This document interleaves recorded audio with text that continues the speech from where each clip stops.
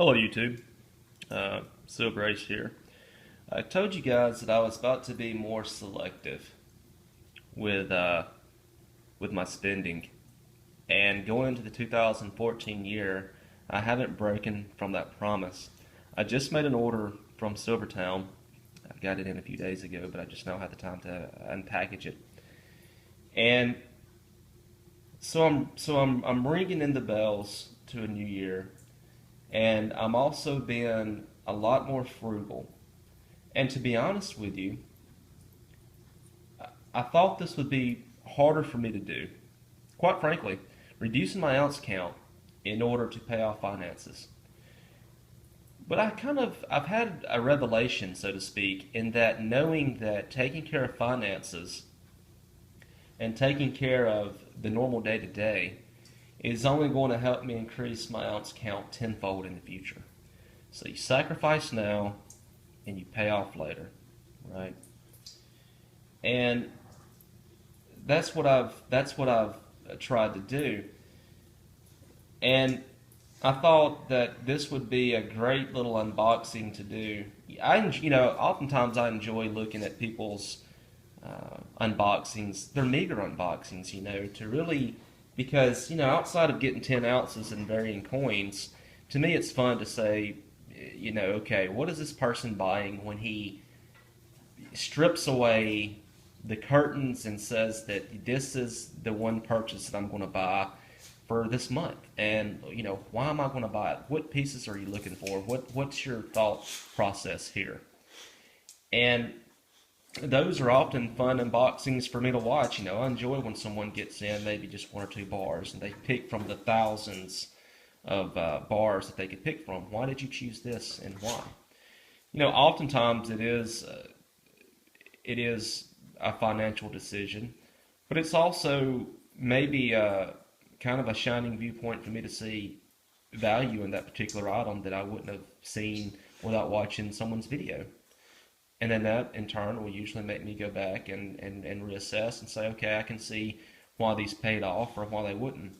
These, you can tell by looking that this is just common bullion, but I'll tell you why. So let's get to my small, meager unboxing for this month, right? I could have bought more, but I'm having fun actually picking from the apple orchard right now, to be quite honest with you. Let's start. Anybody that watches my videos knows, of course, I had to get the 2014 Canadian Maple with its security feature. Of course I had to get it. That was just a given. I had to have it. It's just another Canadian Maple in the stack. But this one right here I think will actually hold value and increase in value, because this is the first year that the common bullion has a security feature on it, right? You can see that. So you can tell right there. And this is just a gorgeous coin again. I'm not going to go on and on about the Canadian Royal Mint. I'm not going to go on and on about the Canadian Maple. I've done enough of that, but this one doesn't let me down in the slightest. Even on the back end of this thing, you got Elizabeth there. But this is, again, like all of them, this is a very clean coin, very appealing coin. Again, honestly think silver in its finest form. That's it. That's Canada for me. That's the maple leaf for me. Purest of the pure, right there. Now, I've spoken a lot about Silvertown. Now, I got both of these off Silvertown, and they had free shipping offered with both of these. I buy from Silvertown basically because they're a trusted vendor. I'm used to them, and I'm a creature of habit, and so I bought.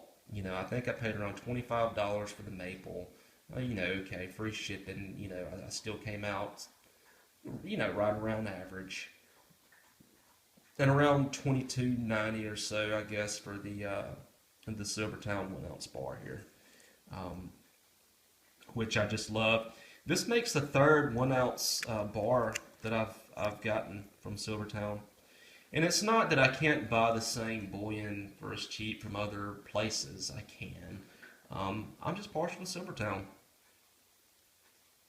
They make it so easy, and I'm probably going to buy a lot of their another 5 ounce bar. So I mean, I've bought most of the bars that I have from Silvertown. I don't. They're unique. Um, you know, they come in these little plastic packets here sealed, and you can just store them away. And that's what I love about Silvertown. And they've never let me down. They've never um, they've never strayed from offering good quality product. And so that's why I go back. Yeah, I really can't tell you what my next silver purchase is going to be or how much it is that I'm going to invest in. Um, I've got some coins in mind that I want. You know, I told you guys a little ways back that I wanted the 64 Kennedy halves, 90% silver BUs. I want those. I also need to finish up with my Morgans. You know, I've got 11. I said that I wanted 20. So, you know, I've got 9 more of those to go, and then I'll be finished with my Morgans. But I've slowly transitioned back into a more pure bullion phase for right now. And I guess the reason why I've done that is not only to save on the financial end while still accruing more silver, but I've also done that because it does balance out your premium cost when the price of silver does increase. And so I've put on a double-edged sword, and I've attacked it that way on kind of both sides of the fence. Um, I love government-issued bullion like anyone else does, but I just hold as much value to this 1 ounce bar here than I do to any of it. Um, you know, at the end of the day, for me, buying silver is silver, and I'm happy, to be honest with you, to get it in any form. It boggles the mind at times just because there's so many ways to invest in the physical metal. But I'm not one of those that gets caught up on the aesthetics of it versus, pure bullion. You can make 1,000 different cases on either side of the fence. That's just like religion or politics. I don't really delve into that. This is just my own method of doing things. So I enjoy the diversity like a lot of others do. You know, as I showed you in my last video, I've got Franklin halves, and I've got, you know, some Morgans, and then I've got my maples and stuff like that you know I've bought. But you've also seen that I've got generic silver. I play both sides of the fence, and I don't really see anything wrong with doing so. Um, some people just collect Morgans. Some people just collect Eagles. Some people just stack generic rounds. Some people just stack generic bars. Some people stack generic bar. You know, you get it. The list goes on. But you know, for me, it's really a matter of having metal that holds its value in any form. I don't care if it's the silver trident bars, or the Somalian elephants, the Jerusalem medallions that they came out with a while back. Speaking of which, if you guys haven't seen that particular medallion, it's pretty cool. It's just sort of got like a picture of the city. It's if you guys haven't been to Silvertown, I think it's just called the Jerusalem medallion, 1 ounce, 99.9 fine. I'm sorry, 9.9 fine. Not as pure as old maple over there, but it's a pretty awesome awesome little round, you know. So I look at things like that, you know. I look at things that you can get to diversify without actually breaking the bank. And I saw where I had seen where Silverfish had posted a video on the trident. I'm sorry, the trident. I think it was Zeus. Maybe he was holding a trident. He was basically talking about the Perth Mint Gods of Olympus series, and that's very awesome. But I wouldn't invest in it to take the swings that it would cost to invest. That's just me. That's just me personally. If any of you guys own those sets, I'm very jealous, but I'm just not willing to pay the premiums to get there. But very awesome nonetheless, no doubt about it.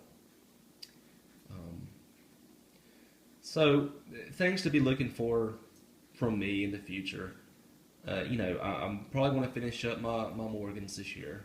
I'm probably going to get the rest of my Morgans in, finish that up, and then we'll go down the list from there. There's still a lot of 2014 bullion out there that I want to own. I'm not exactly sure how much of it. Also, the the British Mint, or the Royal Mint in England, has put out the Year of the Horse coin. It looks pretty cool. I may actually get that. I still kind of want to invest in a Perth Mint lunar coin. Out of everything I own, I don't own a single coin. So maybe be looking for a few of those purchases, but also possibly look for some fractional gold this year. And guys, I'm not going big into gold because I'm nowhere where I want to be in silver, and that's honest to God truth. But look for a little 20th ounce coin somewhere, possibly a maple. Look for something like that. I think it's coming. I'm not exactly sure when. And let's see how things unfold, and let's check it on down the list as we go. But yeah, it could be on its way. All right, guys. Well, that was just a small unboxing that I wanted to do. I still enjoy your comments. I'm still enjoying looking at a lot of your videos, and post about some upcoming bullion if you see it. I'm always scouring the net looking for more bullion, more rare things that catch my eye. But I still go back to my lean-tos every now and then. And right now you're looking at two of my most favorite forms of silver. You're looking at generic silver here, low spot price, 9995, and of course you're looking at the ever infamous, ever beautiful 2014 Canadian maple. Win-win. All right, guys, keep up the good fight.